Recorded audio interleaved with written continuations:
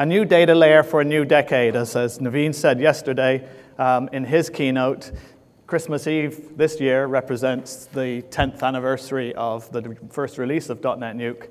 So this is the data layer that's going to take us into that new decade. Now, talking about data is not the most exciting talks that you can listen to. It can be quite detailed and quite down to the very bare bones. So hopefully you will get from this session the information that you need to be able to use it. But first, for those of you that don't know me, a couple of slides here about who I am. So these are pictures that represent where I was born, in Bristol in the UK, in England. So we're in the England room, and that's kind of cool. So a picture of courtesy of iOS Maps 6 with the bent bridge in the city where I was born. Concord, which was built in the city where I was born, and that was where my dad worked, on Concord. And then I was a big rugby fan when I grew up in England. I since emigrated to Canada, so here's a picture of Vancouver. I'm now a Canadian citizen. I'm very proud of both my Canadian and British heritage, and I've just swapped one brutal sport for another in supporting hockey, whereas before it was, although I still do support rugby and watch it whenever I can. I have been a senior architect for DotNetNuke Corporation for 6 years, and I've been working full-time on the DotNetNuke project for 8 years.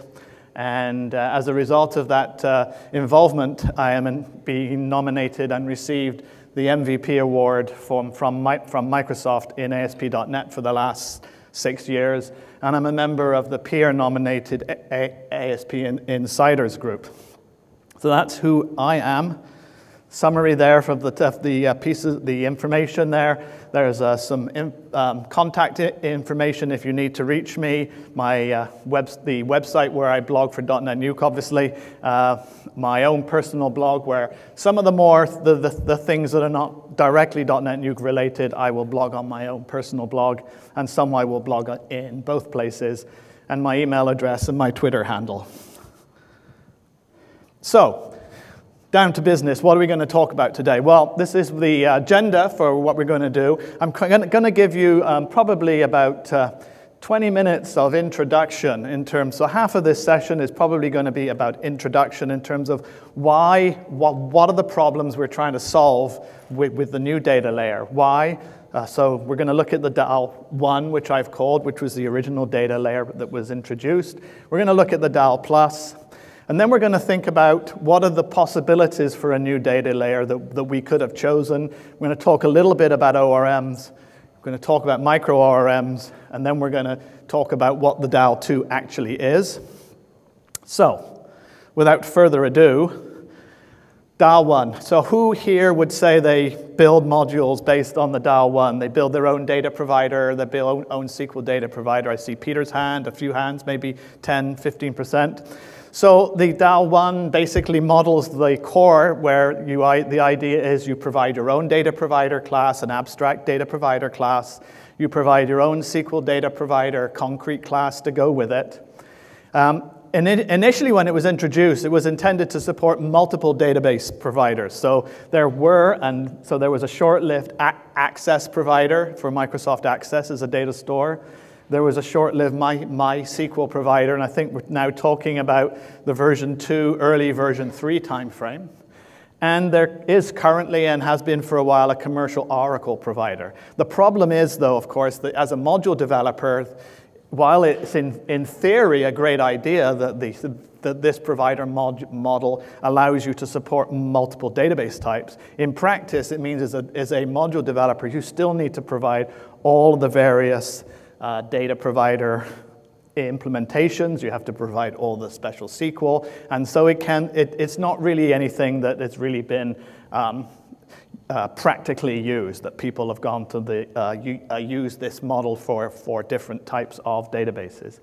And because each provider needs to provide its own SQL. It's a simple concept, but it can be tedious and repetitive. So let's break out, and just for those of you that haven't used it, well, let's look at an example. And I've got a tasks module here. And this is basically, so I'll close this, just my example, file I had opened to test the size of the fonts up at the back. But so here are the data provider that you would have to provide. So for instance, for a task module, you have an instance method. You have basically simple CRUD methods here. In the instance method, you can be more complex, but these days, all you really need to do is to return an instance of a new SQL data provider class. In your concrete class, you have basically methods like this, consuming the SqlHelper class that is provided in the Microsoft Data Application block. And each of these methods basically is basically making a call to a stored procedure. And to quickly show, this would be if you saw Sean's demo this morning, he had some SQL. So this is the SQL you would have to build. You would have to build the SQL for the table itself, and then you'd have to build the SQL for each procedure in order to return the data from the database.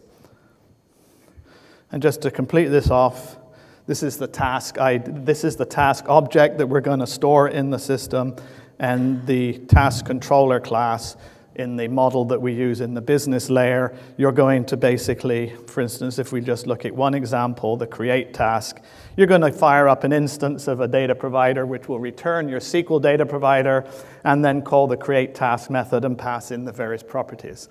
So for that is not difficult to do. None of that is difficult to do. If we go to, just to prove to you that it works, we can go to you, and I've installed this module on the website on the page called DAL2, and hopefully, so just to prove that it works, you can get the data back from your data layer, and this is just one task in this particular example. Maybe I just missed, just for those of you for completeness, normally you would fire up a task controller, call the get tasks method on that task controller, and pass in the module ID.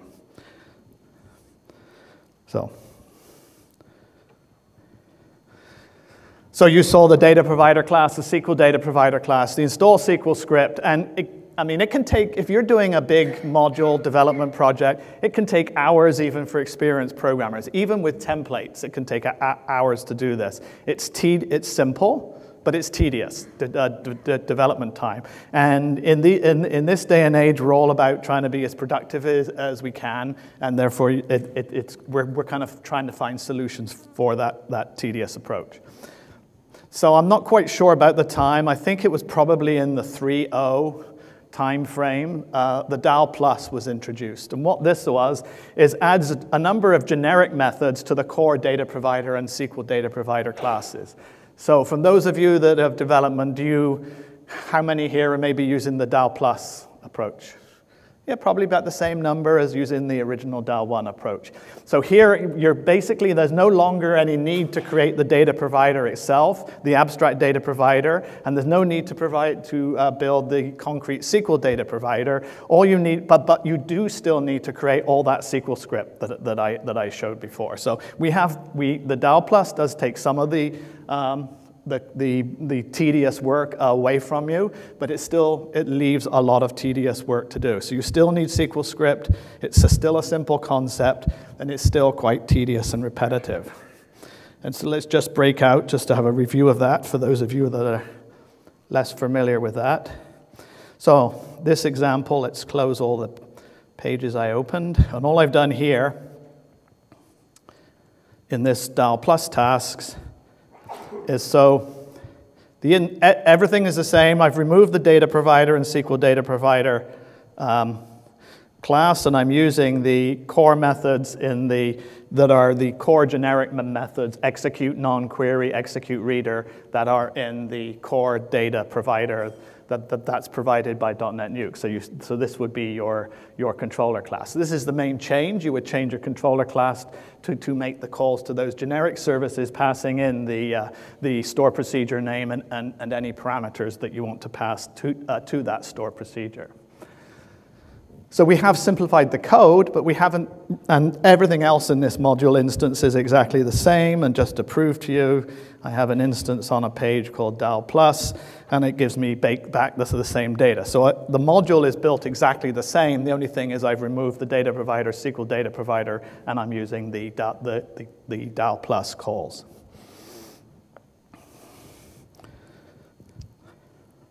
So let's go back to our. So to summarize that, the controller has been modified to call the core data provider methods, but we still have to install SQL script, and it can still take hours, because in reality, probably the most time out of all that tedious work is actually developing the SQL, in my experience. It's been developing the SQL, getting it right.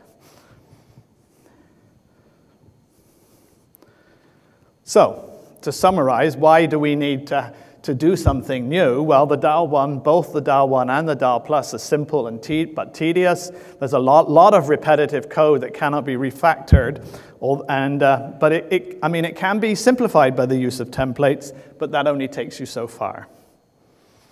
So we determined, we've probably had requests from the community to introduce a new data layer, probably almost as long as I can remember.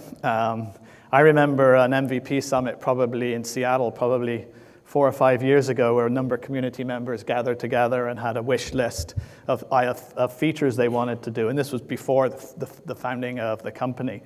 And I know new data layer was up there, probably one of the top items. But because it's so invasive, to build a new data layer when you've got a platform already built on top of it, it's basically taken a while before we've come to this point.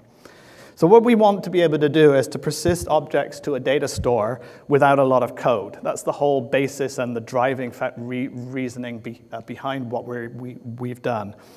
We've determined that while some ORMs are out there that support change tracking. That change tracking for us is probably not that important.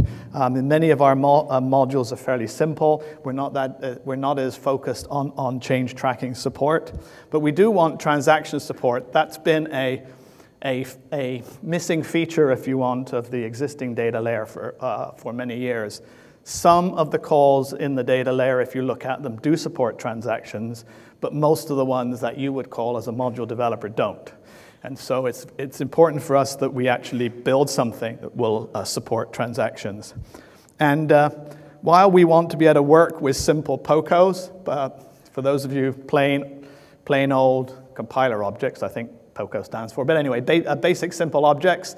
I can't remember exactly what the acronym is now, but anyway, basic simple objects.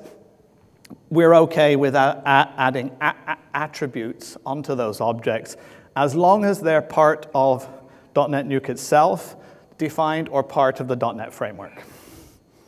So that basically is why. So that's where we are. So we've covered the first topic, why. We've looked at the DAL and the DAL1, the DAL1 and the DAL+. So the next area we're going to look at is what's out there in the way of ORMs. So the first one we looked at was the entity framework. And entity framework is a very powerful ORM. It's part of .NET, and I say sort of because more recently it's been hived off and it's separately living up on a Coplex site, open sourced. So it's not, and it's shipped in an out-of-band way. So it's not part of .NET 4 or .NET 4.5 per se. You would have to obtain it from whatever the most recent version is from Coplex. But it is maintained by Microsoft and considered part of the .NET platform. They have 3 models, or ways, if you want, of developing: database first, model first, or code first. But one of the problems that we ran into when looking at that is in most cases it seemed that the map that was created at application start. And so it was less amenable to us where we're potentially dynamically adding a module extension to the system and would have to regenerate that map. We also looked at nhibernate. For those of you that are not aware of nhibernate, it's a very powerful ORM, open source .NET port of the Java Hibernate platform. And it uses XML to create the maps between the database tables and the objects. But it also has some functionality to support an automatic mapping of the objects with the tables. The benefits of ORMs is they're database agnostic. And the ORMs take care of the database access. So for instance, Entity Framework has ADO.NET drivers for Oracle, for MySQL, and that's all you need to worry about. So you just have to worry about writing to the Entity Framework, and it takes care of the database flavors for you. Same thing for NHibernate. It has the ability to map objects to multiple database entities using XML or code-based maps. So that's a powerful functionality. And it supports at least Entity Framework in its more recent versions. In its first versions, it wasn't quite this way. It does support the concept of POCO objects. So no special class that you have to make your objects inherit from. And you can do simple CRUD type operations. So you can do dbcontext.update pass in your item, then do dbcontext.save changes. And I'm not sure whether this particular code is exact code for either of the frameworks. It's designed as pseudocode to give you an idea of the kind of behavior calls that you would make. But what about their negatives? So ORMs can be complex. They can be they have a lot of support for change tracking. The entity mapping can be very complex. I mean, traditionally, if you think about it, because of the approach we've taken, almost all DotNetNuke modules today are probably written with one object to one table. So we're not really that concerned about the object relational mismatch. And then the other problem with ORMs is that they can be poor performant. And this information comes I can't remember. I can give you the link if you want. I think it's from the Google code location of where one of the micro-ORMs is Dapper. So if you go to the Dapper Google code site, you'll find this table of performance. Hand-coded ADO.NET, which means you're writing with SQL connections, SQL commands, SQL readers, basically is about 47 milliseconds for this select statement to select a set of posts from a table. And I put 500 times, and they executed the same procedure 500 times in order to get a measurable number. So these are very fast operations, but in order to get something measurable, they executed it 500 times and summed the total. So the hand-coded ADO.NET is 47 milliseconds, and while we don't use in the DAL and the DAL1 and DAL Plus hand-coded ADO.NET, the SqlHelper we use is very, very close to the metal. So you're going to get similar performance to the hand-coded ADO.NET. But if you go to NHibernate, if you use SQL calls in NHibernate, you're already double. A link to SQL, and you're pretty close to 4 times the time taken. And Entity Framework is the worst of the lot. It's 631 milliseconds, which is an order of magnitude poorer performance. So that has always been the knock against an ORM. So obviously, you can tell, and especially if you've read my blogs on dotnetnuke.com and read some of even the abstract from the session here, you can tell that we decided not to use an ORM as our approach for the DAL2. So we are now going to look at a class of frameworks that are being classified as micro-ORMs. So the big thing about a micro-ORM is they're not designed to solve the object relational mismatch. This is a quote from Mark Rendell, who is the author of Simple Data, which is one of the micro-ORMs, and it's quite funny. It says, it's not an ORM, it looks a bit like one, but it doesn't need objects, doesn't need a relational database, and it doesn't need any mapping configuration. So it's an ORM without the O or the R or the M, so it's just a slash. So these are slashes. Okay, but the term has been called micro-ORM, but when you actually look at them, there is no ORM component to them. Nearly all of them are one-to-one mappings of objects and data, so they're not solving the object relational mismatch, or they're not doing object relational mapping. They focus, though, on providing static typing to bare bones bare, close, close to the metal solutions. So whereas, for instance, the SqlHelper that we use today, or pre-7.0, returns data readers, nearly all of these micro-ORMs will return I-enumerables of T. They'll automatically map from the data type and return you an object of your own type. So let's have a look at the micro-ORMs that are there. So there's a one-to-one relationship between the object and the table.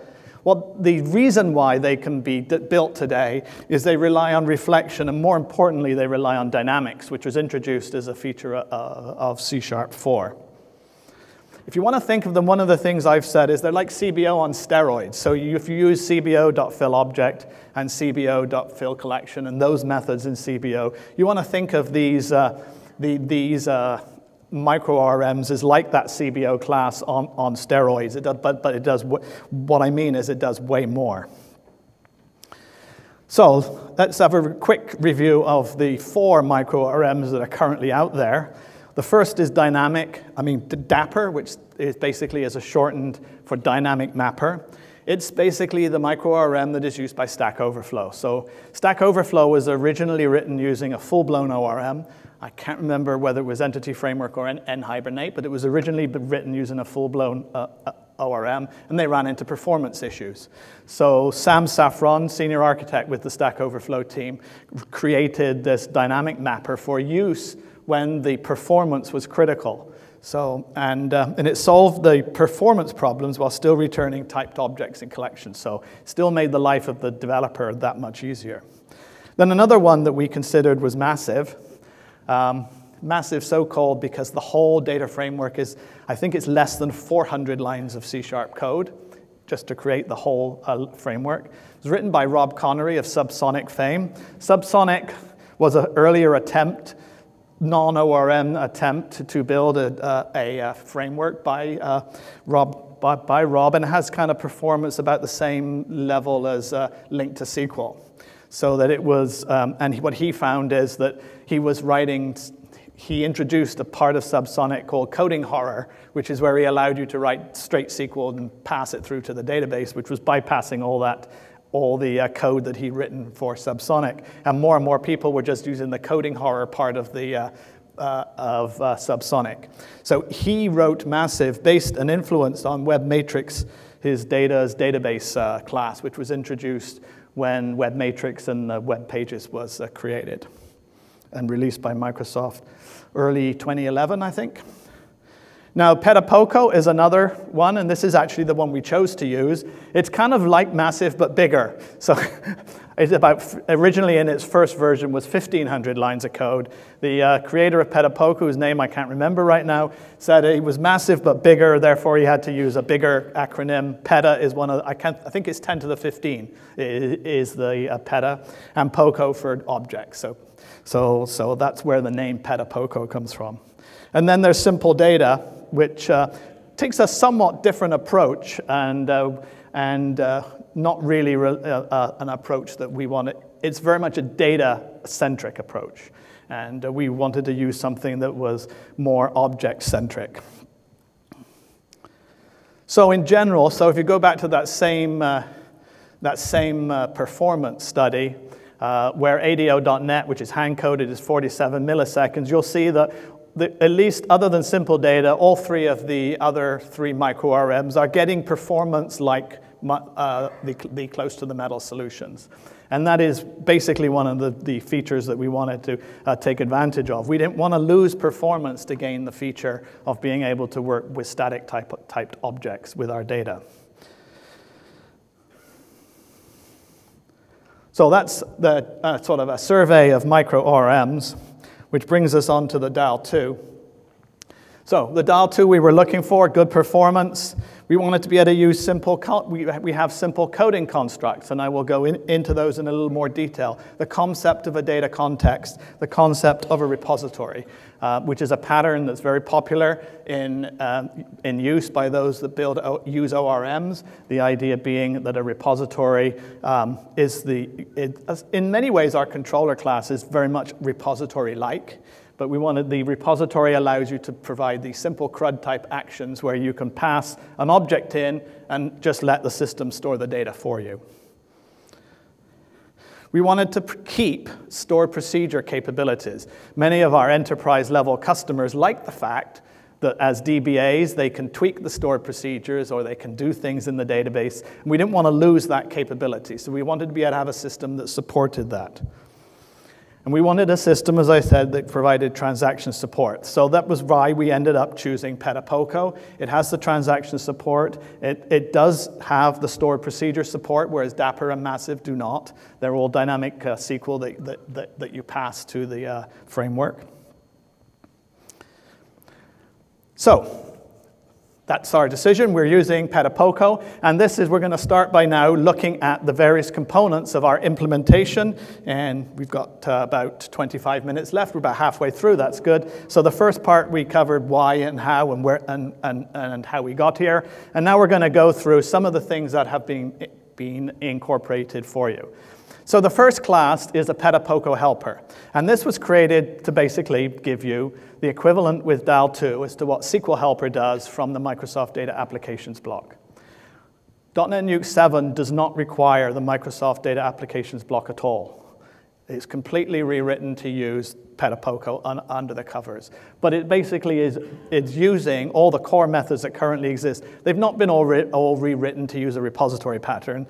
They've all been basically SqlHelper replaced by PetaPoco helper. So PetaPoco helper provides you with the 4 basic SqlHelper commands that we currently use. So execute non-query, execute reader, execute scalar of T, and execute SQL. And what we've done is add the parameter for passing the command type, so that the string that you pass it can be dynamic SQL or it can be a store procedure. So there's where the store procedure support is still there. PetaPoco itself didn't provide the ability to return a reader. And so we wrote an extension method for PetaPoco in order to return a data reader, so that for all those calls that were using CBO, fill collection, and needing a data reader to be returned, they all still can use this PetaPoco support here. And I think the next thing I have is a little demo to review that use. So if we go into the .NET Nuke library under data, under PetaPoco, there's a PetaPoco helper class here. It has 4 methods. As you can see, most of them, they're pretty similar. Connection string is passed in, the command type is passed in, the actual SQL, and then the collection of args. Pretty much it's the same as SQL. Yes?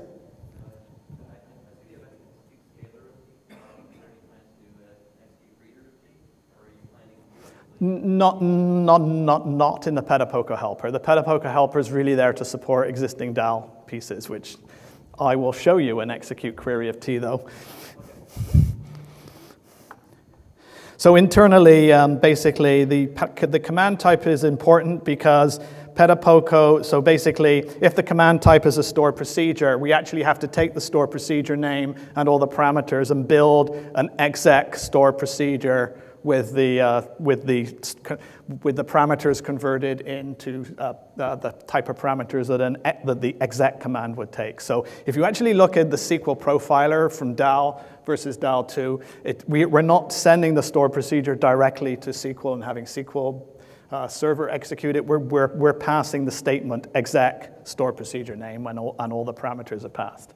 But other than that, it's exactly the same. And the reason why we did that is that that's the way that PetaPoco supports store procedures. So at the same time, what I'm going to actually look at is open up the SqlDataProvider, because this is basically where you're going to basically use PetaPoco, or the PetaPoco helper. And you'll notice one thing about this. This is the full class, this full core SqlDataProvider class now. 343 lines of code. And if you look at the SqlDataProvider class in version 6, anything, it's like 3,000 lines of code. And the reason is all the concrete implementations of the abstract methods of DataProvider have been moved so that in DataProvider, in the DataProvider class, we're using DAL+. So we're using now in the core essentially DAL+ all the way through. And so the only methods that live any longer in the core SqlDataProvider class are what are called the DAL+ methods. So to show that, just open the DataProvider and go down to one of these. Let's say take the tab methods for an example. Add tab after. And we're calling the execute state scalar of int method instead of SqlHelper. We've converted these from abstract to virtual methods, and so we don't have to implement them in the SqlDataProvider class. So these are the only ones that are left, and internally these all now call PetaPoco helper. That made life a lot easier. I only had to have 8, 9 methods that we had to refactor using the SqlHelper to PetaPoco helper. But the whole point of this was to demonstrate that PetaPoco was a very strong and able platform for us to use. So the whole core is using it. We still do ship SqlHelper. For those of you that have modules out there, don't panic. Don't panic. It's still there. You can rely on it being there. You can probably rely on it being there for many versions yet, because we know that it will still continue to be used and supported. But we're going to encourage people to use either the core DAL+ service, which runs through PetaPoco now, or the DAL2 itself. So if we go back to our presentation,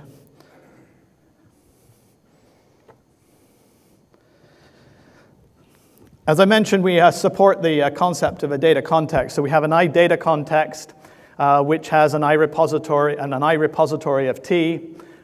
Basically, the iData context has a single method, well, has more than one method, but the important one is requiring repository, is it will return a repository of T. It also has some transaction methods, begin transaction, commit, and rollback transaction.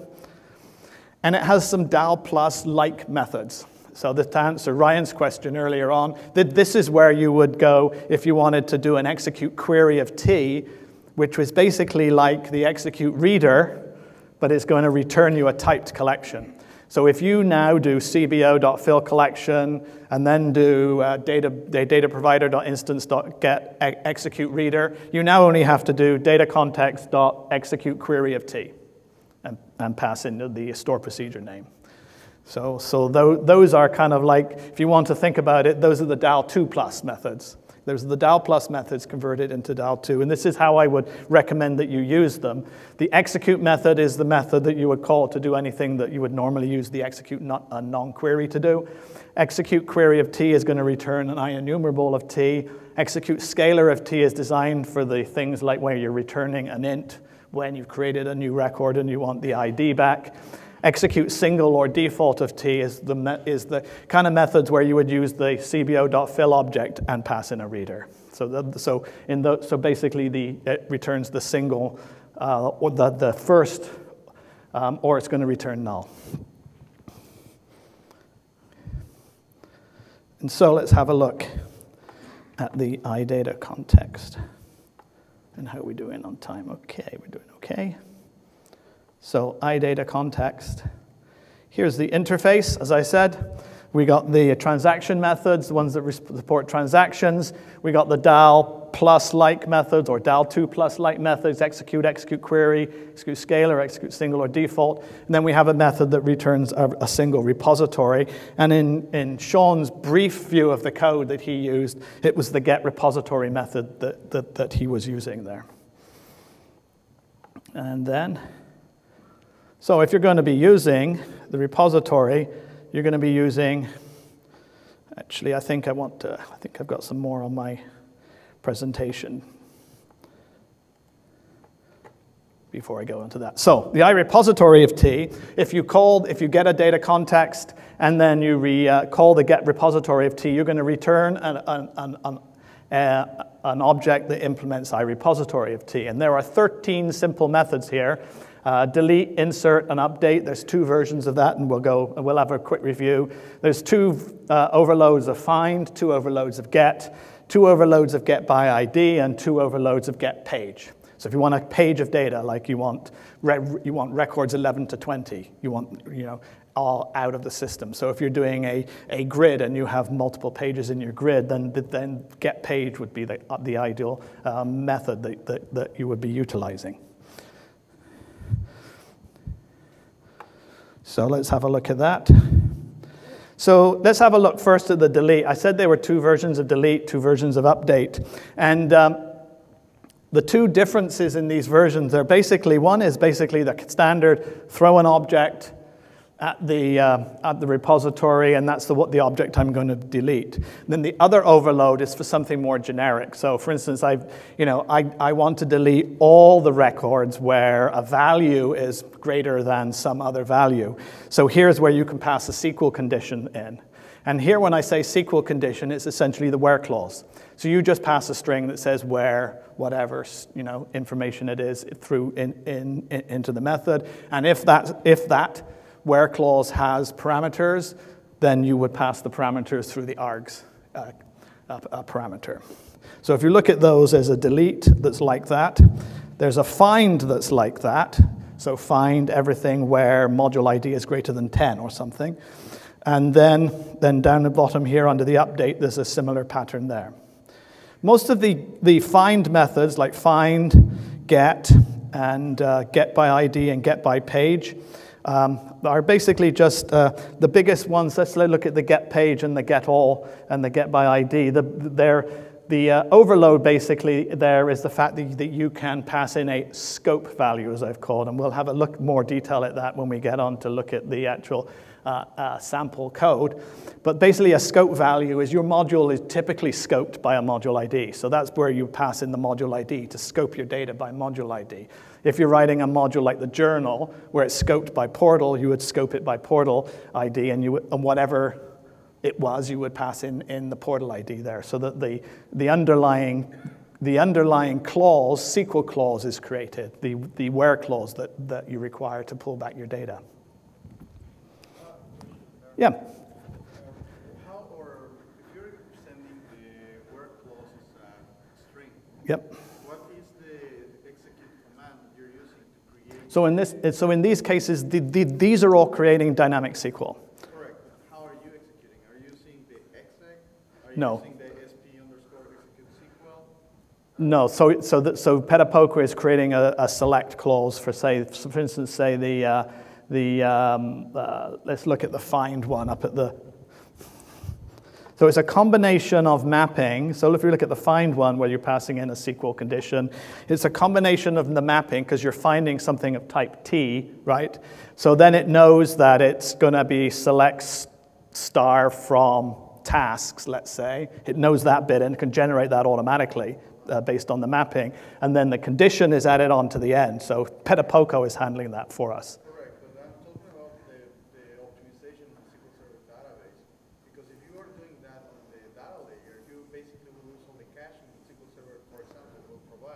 That is true. That is true for any of these ORMs or micro-ORMs, is the fact that you're not using stored procedures, and therefore you will potentially lose the caching. My understanding these days is that SQL Server's caching of dynamic SQL is pretty close to the caching of stored procedures. So these days, and we're supporting we're now requiring 2008 or later. So some of the arguments that were out there for 2005 and 2000 that said the stored procedures are much faster because of caching on the SQL Server are not really as valid anymore. So which is why micro-ORMs and ORMs have become popular, because they can.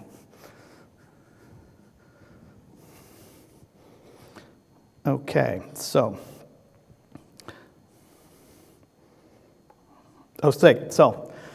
So now, I just had to refresh. So that's basically all the slides we're going to go through. And I'm actually now going to go back to that module that I was looking at in the DAL and the DAL+. There's 3 parts of this demo if we get time. I'm going to show you, or basically 2 parts of this demo. We've reviewed the iRepository pattern. I'm going to do the DAL2 version of that initial module. Then I'm going to review a totally different way of, if we're still using the DAL2, but I'm going to show you how you can do what I would classify as module development the DNN7 way, using Knockout in the client, service framework on the server, and the DAL2. The only bit of code that is common is the fact there's a little bit of code in the code behind to register some JavaScript files. So if we get time, we'll go to that. But if we don't get time to review that, then I will be posting that module up on the blog, probably on .NetNuke.com, and you can download it and review it. So let's get into let's close these and open. Let's open the DAL. So the first thing is we're going to look at is this is the task info object. Exactly the same. There's no difference here. But what I have done is I'm just demonstrating a couple of I have added a couple of attributes, and we'll go over all the attributes. I think there's one more slide in the presentation that talks about all the attributes that you can add. But in this case, what I've done is I've told the DAL2 that I'm scoping this and what field I'm scoping it by. And so the scope thing says module ID. So the module ID property is what I'm scoping it by. So automatically, when I make a call using one of those scope overloads and I pass in a value, it automatically knows that value is the module ID. If I put scope portal ID and I was, and add a portal ID property, it would automatically know that's a portal ID that's being passed to me. So it allows us to write one method in the repository, but handle multiple different types of scoping in the system. Because you might scope by user, you might scope by portal, you might scope by module, you might scope by page. The other one there is the table name. By default, PetaPoco will automatically pluralize the name of your class to get the table name. So since I've basically, in this example, I'm taking the task info class that we had in the previous example, and I have to tell it that no, the data is not stored in task infos, it's stored in tasks. Yes?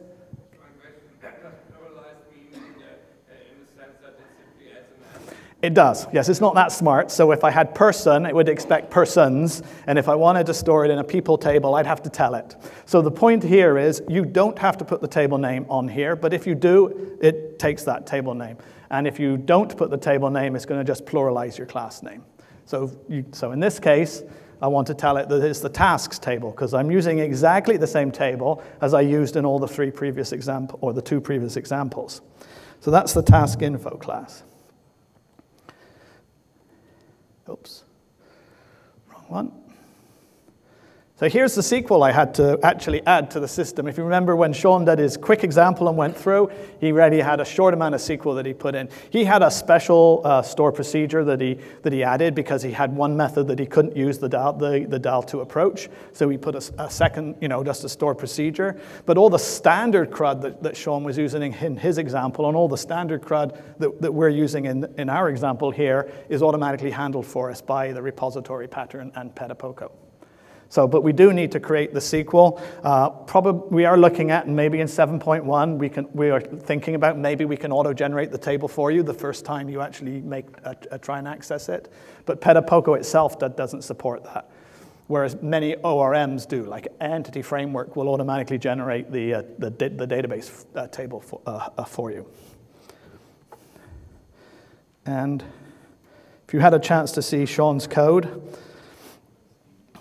basically what we're doing here is, and all the methods are pretty much the same here, but what we're doing here is we're calling an instance method on the data context. So there's a data context facade class here that is going to return us the current data context. And when we get the data context back, we're then going to call the get repository method to get our repository of task info. And then we're going to just call the get method, passing in the module ID, and that's going to return all of our tasks. And to prove that that works, we can go to the DAL2 page. Come on. Probably have been a while since I went back to the site, so it's probably shut down, having to do the app restart. But there we are, we're getting the same basic data back. So I want to have a quick look at that data context facade class here that's returning our instance method. And the instance method basically is going to return basically that there is two instance methods here. You can see there's one with no parameter, and then there's one with a connection string name. If you want to set up and use either SQL Compact or any other database to store your data, and you don't want to store it in the core database, so you define your own connection string, then by just passing the connection string name to the instance method, you will return your instance of the database. So this is another enhancement over the core DAL right now, is just by passing in the connection string name, you will get any database back that you want to connect to, not just the one that .NET itself is using. Whereas the default instance method is going to return the connection string, which is the named connection string that's named in the definition of SqlDataProvider in the .NET where the data providers are defined in the bottom, usually in the bottom part of your web.config.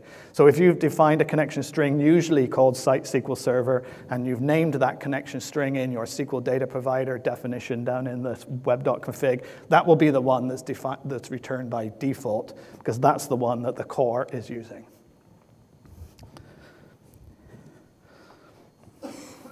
Now, I got 4 minutes left, so I'm going to give you a quick review of what I classify as the new DNN7 way of building modules.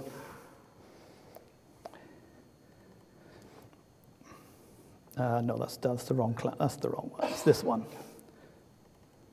So in this case, I'm doing the same module. In this case, I have a task table exactly the same. So in my code behind, all I have here is a couple of simple methods that I'm going to be using in my ASCX page. I'm going to go over this very fast in 4 minutes, but I'm just registering my scripts here. In the ASCX file, I've got some knockout templates. Got some knockout templates here for those of you that attended Brian Jukes' session earlier on yesterday. Down here, what I've got is I've got on document ready. I'm going to call the initialize method, which is going to bind the outer div here by ID to a jQuery plugin that I've created called tasks, and which is where all the code lives. And if we go to the script here, I've defined all my logic in a jQuery plugin. It's using knockout, but it's using knockout wrapped up in a jQuery plugin. So here's the jQuery plugin. I have my view model. I have my plural, my view model for the collection. Then I have a bunch of CRUD, the model part of my application, but it's all pushed down to the client now. I have my create task, delete task, get tasks method. We can look at the get tasks method. Get tasks is basically calling out to the service framework. And to complete it, we go to the services framework.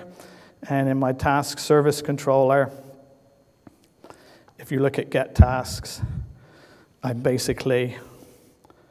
making a call to the get repository of task method and calling the get method. You will notice that in this case, what I've done is I haven't got that using statement that wraps the code, whereas I did before in the controller. Instead, what I've done is I've created an action filter, which basically allows me to create code that executes every time before each action. Yeah, I'll get to you in a minute, Ryan. And then execute the on action executed after. So I'm basically getting I'm in the on action executing, I'm a method, I'm getting my data context, and then on the on action executed method, I'm basically disposing of my context. And by that, I can take all that code out of each action method and make things simpler. Yes, Ryan? In here, I'm not doing anything for validation in this example, but you could do validation. Sorry? Well, you would want to validate both sides, in my mind. You would need to validate on the client to give the client immediate feedback, but then you want to validate on the server to make sure before you post the data that it's there. So that was a quick overview of the DAL2. I hope that's whetted your appetite, but please go and use it. There are, as I said, a couple more. Oh, I think I There are some attributes, so there's some mapping attributes. In addition, just let me quickly finish this. There's some mapping attributes, the table name, the column name, the primary key. There's scoping, as I mentioned, for scope. And then there's caching, which are cacheable. And I don't have time to show you now, but if you want to implement caching for that task object, all you have to do is to define the cacheable attribute, give it a key name, and apply it to the class. And the DAL2 will do everything for you, including handle all the ASP.NET caching and all the cache synchronization. Yes?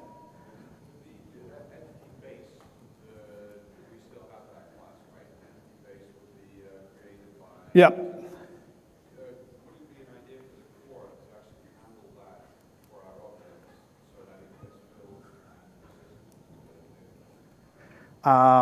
Yeah, I hadn't thought of that, but probably, yeah. Yeah. Yeah, and I know Brian Dukes logged a bug, the fact that I talked about the primary key and the fact that right now primary keys have to auto-increment in the implementation we have, so that's another little thing that we have to resolve. Yeah?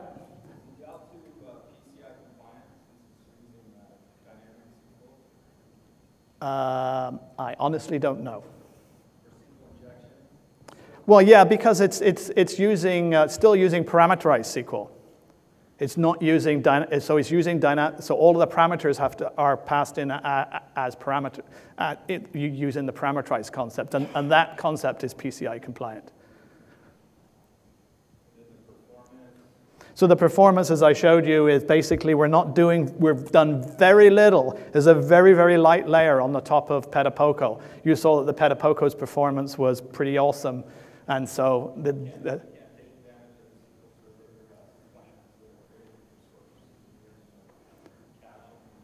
well, yeah, as I mentioned to the other gentleman here when he asked that question, these days, basically, dynamic SQL, a lot of dynamic SQL calls are cached too, and the performance of SQL Server is pretty damn close these days. Yeah. So that's it. Thank you very much. I hope you were interested. Please, thank you. Please do not forget to fill out your eval forms. The nice young lady at the back of the room will take them from you as you leave. And thank you very much. And please use it and try it out, because we've only got a couple of weeks to iron out all the bugs before it goes live.